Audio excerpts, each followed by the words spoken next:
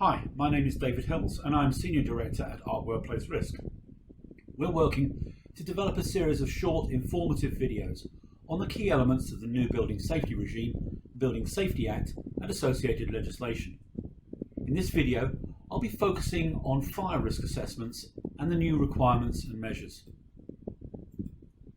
Under the Fire Safety Act 2021, the law now requires that a responsible person includes within a fire risk assessment for a block of flats, in addition to the common parts of the building, its structure, the external walls, and all doors between the tenanted and common parts.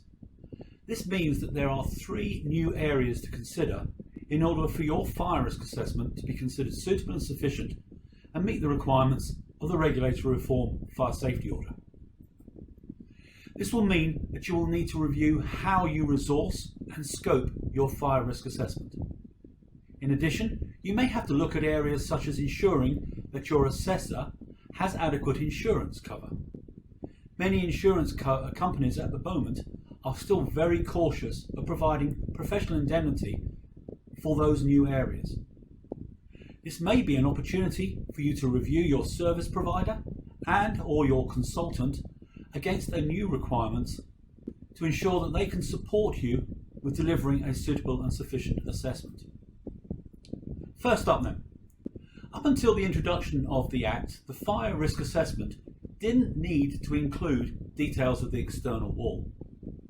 Now, the responsible person for a residential block of flats containing at least 2 or more dwellings, and this is really important no matter what height, is actually now required to ensure that the fire risk assessment considers the risks associated with the external wall, any attachments to these walls, such as balconies or architectural features, and the doors and windows in those walls.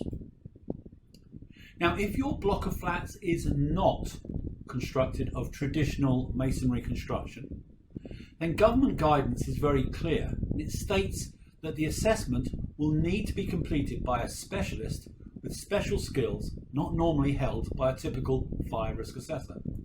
You may be advised to seek the advice and assistance of someone with sufficient training, experience and knowledge from your service provider or internal risk assessor regarding the risks associated with the external walls.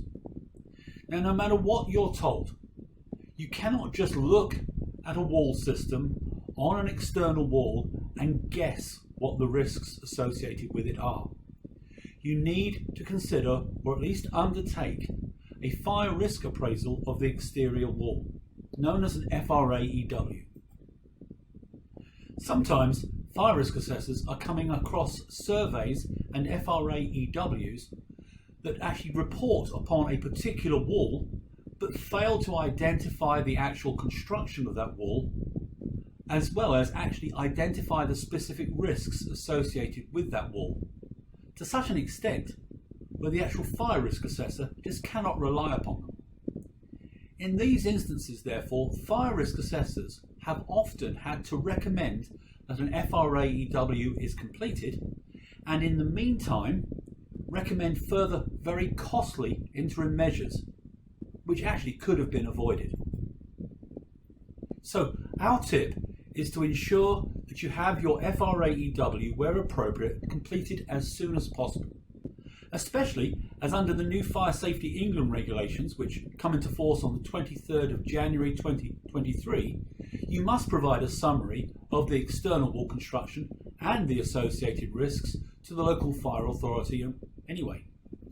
This is actually highlighted under a separate video in this series. Okay, let's move on. Secondly, your fire risk assessment now has to include consideration of the structure of your building.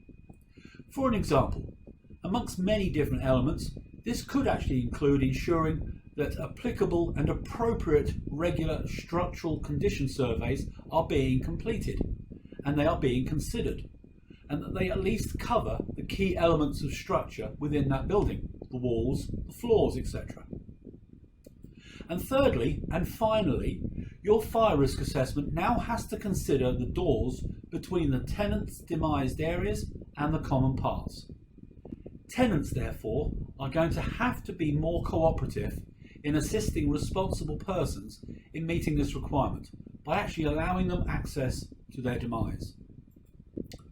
So the effect of these changes, these three changes, means that the traditional scope of the fire risk assessment, i.e. covering the common areas only, will most probably now not be suitable and sufficient. The assessor will now need to be looking at not only the doors between the flats and the common parts, but also new documentation, such as an FRAEW and structural condition surveys, which may not have been completed or may not actually be available. The challenge will be ensuring that your fire risk assessor has sufficient competence and experience in order to identify the new areas of risk and the suitability of what they're reviewing.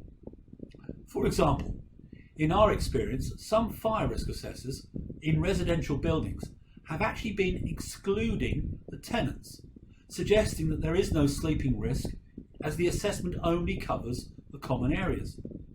In addition, we have seen assessors exclude reference to the exterior wall because their insurance precludes them from commenting upon them. In summary then, fire risk assessments for residential blocks now have extended scopes, with the need now to consider much more than just the common areas. Therefore, that traditional Type 1 fire risk assessment may no longer be applicable. In addition, more information relating to the external walls and the structure of the building will be needed, especially when your fire risk assessor is actually completing the assessment. If it's not already done so, you need to make sure it's developed and then made available in order to reduce the risk of unnecessary interim measures while such information is being captured. Finally, with these new requirements, with the new regulations, new competencies and new knowledge is now required. This means that there are new requirements on fire risk assessments regarding not only their capabilities, but on the type of insurance they hold as well. Thank you for listening. If you'd like more information or see how ARC's Building Safety Assurance Service makes it easier for you to manage risk, compliance and safety at your building, then you can contact us using the details provided. Bye-bye.